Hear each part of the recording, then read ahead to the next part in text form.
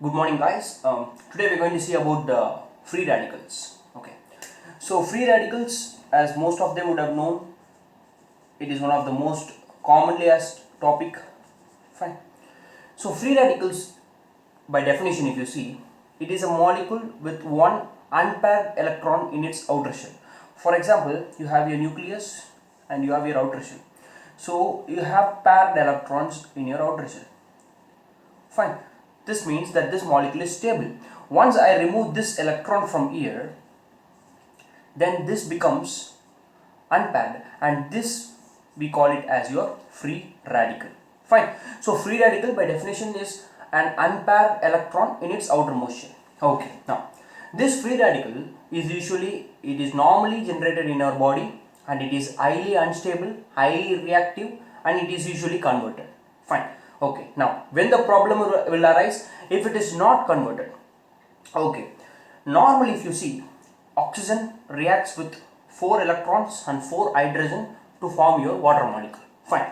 So now if this oxygen, it does not react with 4 electrons, and instead if it reacts with 1 electron, what will happen? If it reacts with 2 electron, what will happen? If it reacts with 3 electron, what will happen? So this intermediate products of your oxygen, we call it as your reactive oxygen species. Fine. So the oxygen, if it reacts with 1 electron with the help of xanthine oxidase, an enzyme, it is converted to what is called as your superoxide ion. Fine. Your superoxide ion. And if it reacts with 2 electron, we form your hydrogen peroxide.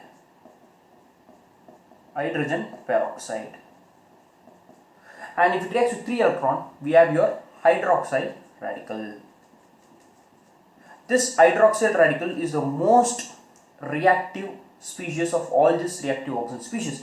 So other than these three, your superoxide, your hydrogen peroxide, your hydroxy radical, you have other things like your nitric oxide, your singlet oxygen. So all these are the other free radicals apart from your reactive oxygen species. Okay, fine. Now this oxygen is converted to your superoxide ion with the help of an enzyme xanthine oxidase. Now this superoxide is converted to hydrogen peroxide with the help of an enzyme called as superoxide dimutase. We call it as superoxide dimutase. And this hydrogen peroxide is converted to hydroxy radical with the help of an enzyme glutathione peroxidase and catalase. So we call this superoxide ion hydrogen peroxide hydroxy radical as a reactive oxygen species, and we call this superoxide dimutase, your glutathione peroxidase, your catalase as your scavenging systems, which we will see. Okay, fine. Now let's see how does this reactive oxygen species is generated. Fine. So if you look at here, the first one is through your xanthine oxidase. As I said, 2 to 4% of our oxygen used by the body is converted to free radicals. Okay. It has uses as well as disadvantages. Fine. So if you look at the use, your macrophages, fine, your macrophages, your neutrophils, your eosinophils and monocyte, they will convert this oxygen to your superoxide ion with the help of an enzyme NADPH oxidase. Fine. They will convert this oxygen to the superoxide ion with the help of an enzyme NADPH oxidase, and later this superoxide ion is converted to hypochlorous acid with the help of an enzyme myeloperoxidase.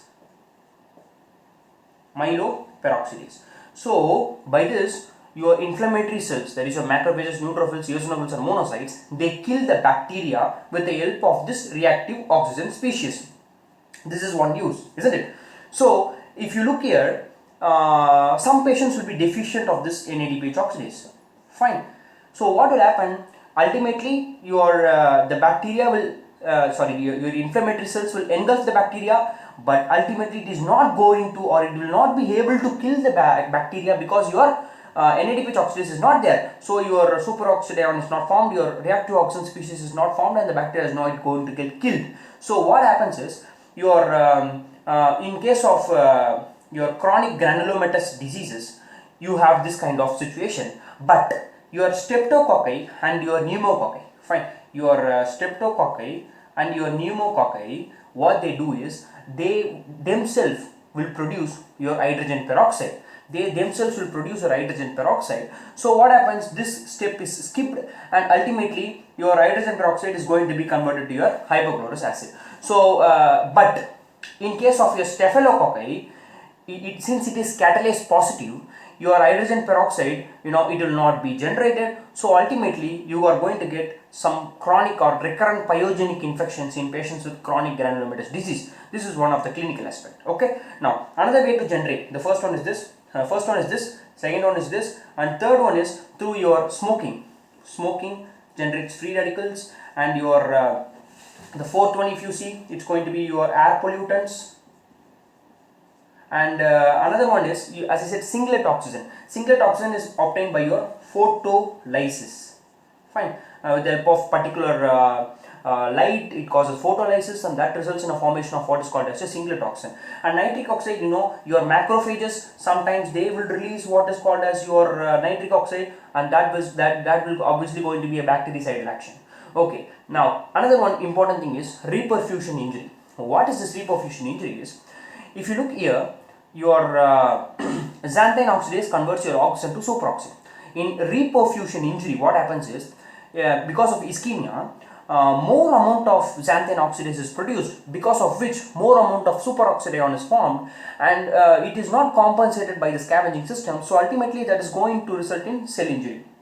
This is what is happening in your reperfusion injury. So your generation of reactive oxygen species is going to be, first one is xanthine oxidase, and second one is going to be your NADPH oxidase, which is used by the inflammatory cells, and the third one is going to be smoking, air pollutants, your photolysis, singlet oxygen, your macrophages generate your nitric oxide, and your reperfusion injuries. So this is how the generation of reactive oxygen species goes. And if you look at the scavenging systems, by this time you would have known the scavenging systems. It is nothing but your superoxide dimutase. This superoxide dimutase, if you see, in mitochondria, it is manganese dependent, and in cytoplasm it is copper zinc dependent. Fine. In mitochondria it is manganese dependent, and in cytoplasm it is copper and zinc dependent. Okay. This converts your superoxide to hydrogen peroxide, and the second one is going to be your catalase, and the third one is your glutathione peroxidase. Fine. This glutathione peroxidase is here selenium dependent enzyme. Fine. It is a selenium dependent, and it converts your hydrogen peroxide to your hydroxyl radical, and the fourth one is going to be your glutathione reductase. Fine. These are all your scavenging systems which is going to kill the free radicals or the intermediates of your oxygen. Okay. Now what will happen if this free radical toxicity occurs? Fine.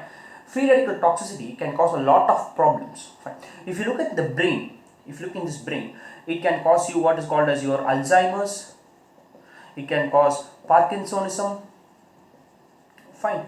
In your eye, it can cause your diabetic retinopathy. It can cause cataracts.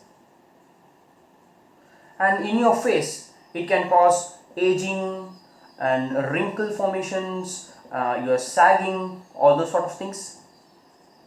And if you move to the lower abdomen, you can able to see in the liver, it can cause fatty liver.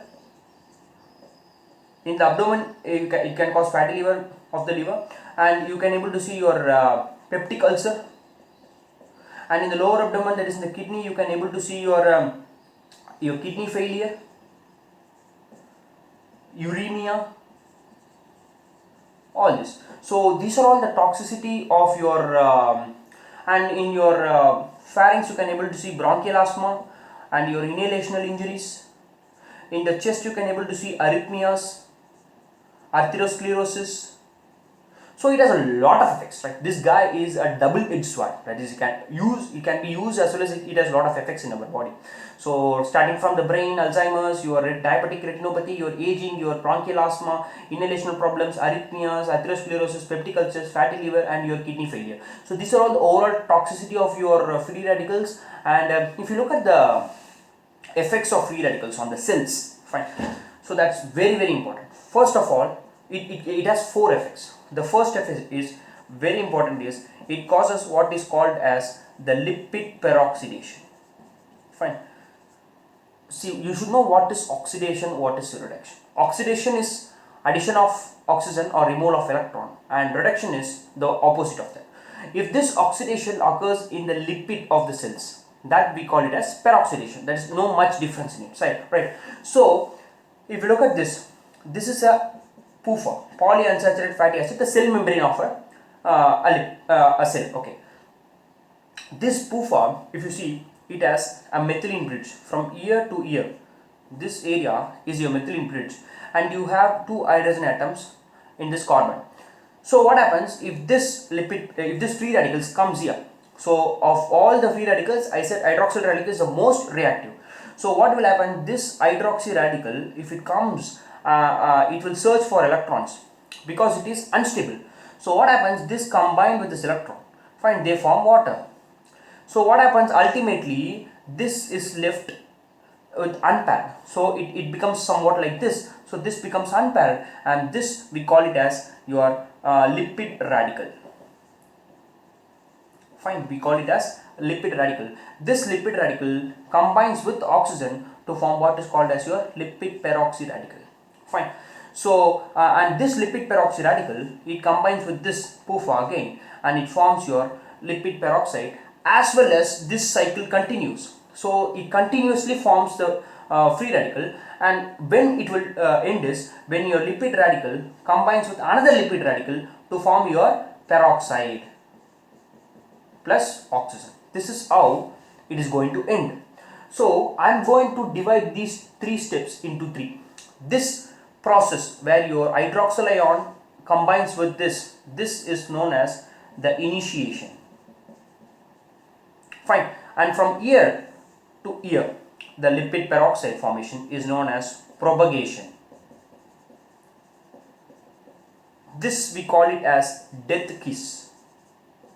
We call it as death kiss, and this we call it as termination. So you have your initiation, you have your propagation, you have your termination. So this is what happens in your lipid peroxidation.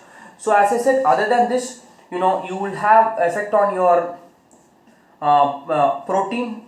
It causes oxidation of proteins, and it causes a destruction of your cross linkages of your amino acids, as well as it causes the fragmentation of your polypeptides. And the third one, it has effects on your DNA, that is, it breaks the strands of the DNA that can result in your cancer. And it also causes your cytoskeletal damage. It causes the destruction of your aerobic phosphorylation, so that your ATP synthesis is not there. It causes reduction in aerobic phosphorylation, so your ATP is not produced. So this is what your free radical does. So it basically starts from here: generation of free radicals, scavenging, toxicity, and effects on the cells. And if you look at the antioxidants, you all know the antioxidants, it's nothing but it is your vitamin C, vitamin E, your caffeine, beta carotene, spinach, and a lot of now after all this, I am going to give two important terms. So if you see this generation of your reactive oxygen species by your inflammatory cells, as I said, this I am going to call it as respiratory burst. Fine, this I am going to call it as respiratory burst. Very important.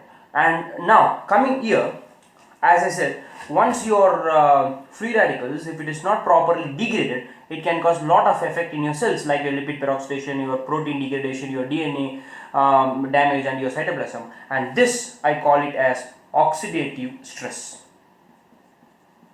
Fine, this I am going to call it as oxidative stress. Very important terms. So respiratory burst and your oxidative stress. So this completes free radicals, and this gives overall view of your free radicals, and I hope you enjoyed this video, and do share with your friends. Thank you for watching this video, guys.